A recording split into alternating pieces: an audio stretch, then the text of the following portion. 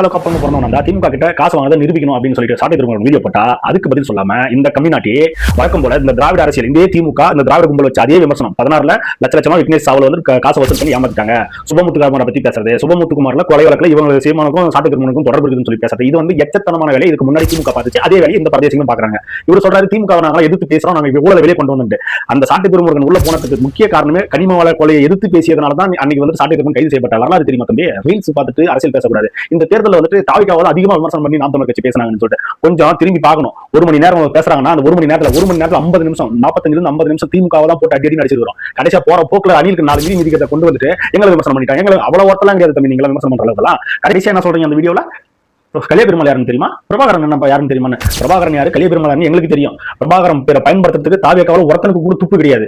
உண்மையான காங்கிரஸ் எங்க கூட தான் இருக்குதுன்னு விஜய் பேசியிருக்காரு. என்ன உண்மையா இதே தேர்தல் பரப்புரையின் போது உண்மையான காங்கிரஸ் எந்த காங்கிரஸ்? 2 லட்சம் தமிழர்களை கொண்டு போச்சு காங்கிரஸ் உண்மையான காங்கிரஸ். இதனால தான் வந்து நாம் தமிழர் கட்சி அழிய போகுது. டேய் நீ இல்ல, உங்க அப்பனுக்கு உங்க அம்மாவுக்கு எல்லாருக்கும் முன்னாடி இருந்த முதலமைச்சர்கள் பெரிய பெரிய ஜாமுவான்கள் இருக்கும்போது நாம் தமிழர் கட்சி தமிழ் தேசியம் வளர்ந்து 8 கால் சதவீதம் வந்து நிக்குது. நீ இல்ல ராஜா, உனக்கு அப்பனே வந்தாலே முடியாது.